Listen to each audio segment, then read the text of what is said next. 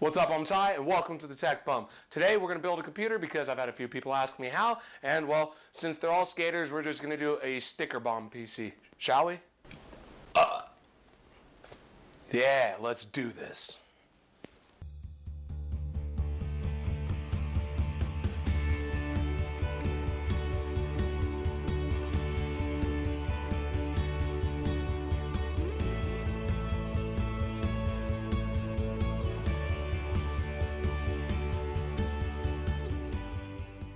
Okay, so what do we need to build the computer? First, we're going to need a case. And then we're going to need a motherboard, some RAM, a CPU, GPU, power supply unit, and a hard drive. A hard drive can be swapped out for an SSD if you want, or you can actually run one of each.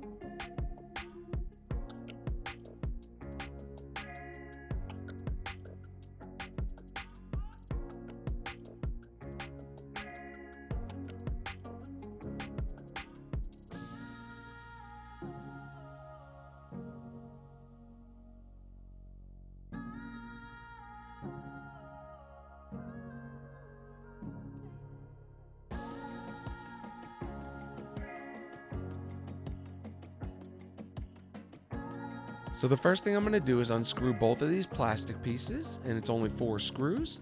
And then I'm going to go ahead and lift up the motherboard and take this back plate out of there. And then I'm going to put this back plate right where that one was. And the reason I'm doing this is because this is the back plate that came with the cooler that was included with my CPU. Okay, now we're going to install the CPU, and you want to release the retention lever for the CPU socket. And then you're going to find the little golden triangle on the under edge of the CPU, and you're going to match that up with the triangle edge of the CPU socket. You're not going to push this in, you're just going to put it right over it. Just gently let it drop right into place. After that, just go ahead and lower the retention arm back down until it locks in place. If you go to the RAM slots on the motherboard, then you can go ahead and push down the ends. Sometimes it's only one side, so if it doesn't go down, don't try to force it. But these are kind of like little retention arms that when you push the RAM in, they'll lock the RAM in place. Then you want to grab your RAM and you want to line up the little notch that's underneath with the notch that's in the slot itself. They'll only go in one way. Once you line it up in the slot, just give it a firm press down until both sides click into place. Now I'm just putting a little dot of thermal paste right in the center of the CPU, and I'm only doing this because my CPU cooler has been used before, so it doesn't have that factory layer on it when it's new. If you haven't used it before and it is brand new, you should have some thermal paste already applied from the factory. Now you want to line up one side of the heatsink with the back plate first, and then just gently tilt it down to the other side until it's flat. All of them should line up now, and you can begin threading each one just a little bit. Do not tighten these down until you have each one threaded just a little bit, so that way you're not going to be forcing the CPU cooler over to one side and then trying to force it back down.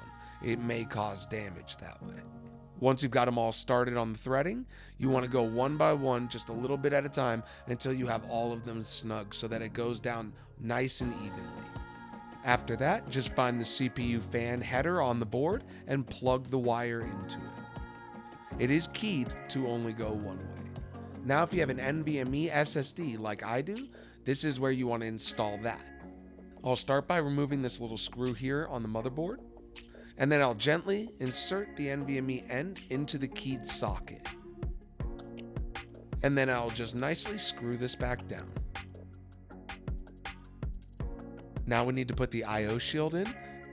You want to make sure that this is the right way up, so go ahead and put it against the I/O on the back of the motherboard and make sure that it's going to be facing the correct way when you put it in. And then just pop it right in the case, just like that.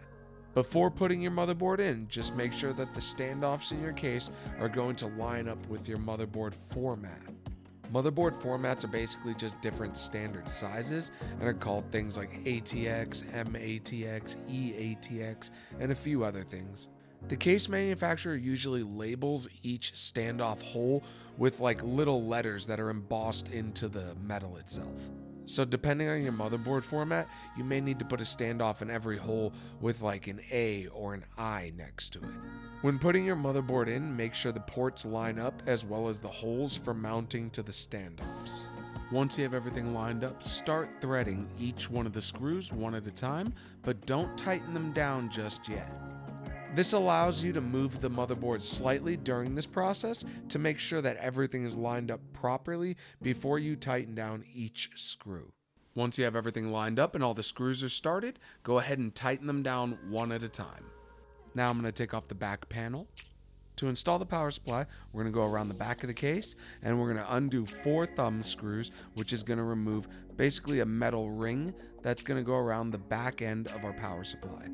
We're going to screw this onto our power supply, and then we're going to insert the power supply back through the hole in the back where this came from.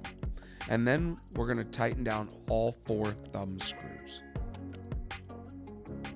Now you're going to want to find your 24 pin and feed that through the left of the back of the motherboard tray, and then you're going to find the 8 pin CPU connector, and you're going to want to feed that through the top of the motherboard tray. Now I'm unscrewing a hard drive slot in the bottom of the case so I can pull it out and screw the hard drive into it and then put this back in place in the case. Now you're going to hook up your SATA connector to your hard drive and then feed that wire through the back of your motherboard tray as well.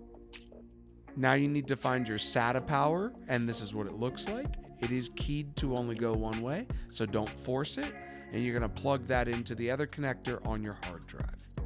Okay, so now it's time to feed more wires through the back of the motherboard tray. You want to take all the front panel wires and feed them through to the front. After you're done, close up the back of the case and lay it flat back on the table again. So now we need to plug in the SATA cable that we have running from our hard drive, but we want to plug that into the lowest number SATA port we have. So this next part's really easy. We're going to hook up the power button light, and the hard drive light. And that's just 4 wires that are all labeled. And if you look closely on most motherboards, it'll actually tell you where these wires go on each pin. After that, we're just going to plug this in so that we have front USB 3.0. So now we're going to plug in the little thing for our front audio, so that way we can plug in like a microphone or a headset. Now we're just going to hook up 2 USB wires to headers on our motherboard. This is easy because they're only keyed one way and they're labeled on the motherboard. One of these is for our front panel, and one is for our fan and RGB control unit that came with this case. Now don't forget, if you get hungry, take a break. I recommend mac and cheese. It's delicious. Now you're going to get your wire with the 24-pin connector on it, and you're going to plug that into the 24-pin connector on the motherboard. And you're going to press down firm until you hear a click. Now you're going to get the wire with the 8-pin power connector for your CPU, and you're going to plug that in usually around the top left corner of your motherboard. Just press firmly until you hear a click. Before trying to install your GPU, put down the retention arm on the side of the slot. There is only one on this though. Also, remove any expansion slot covers on the back of the PC that you need.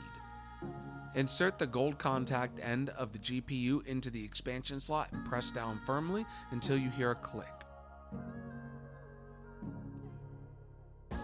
Now you just secure it by screwing it in. And finally, after all that, just go ahead and put the side panel back on, tilt everything upright, and peel off the plastic.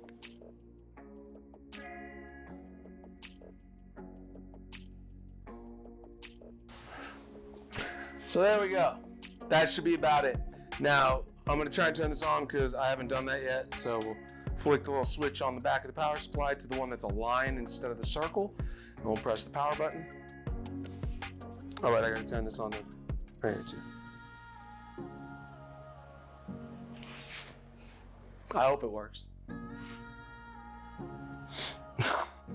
Oh, I plugged it into the wrong HDMI. This is a pro tip. If you have a graphics card, plug this into the graphics card, not the motherboard.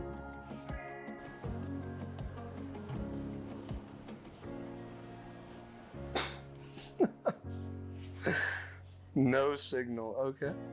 It is plugged in. Let me see. Oh, there it is. I don't know what happened. But computer's starting, sure.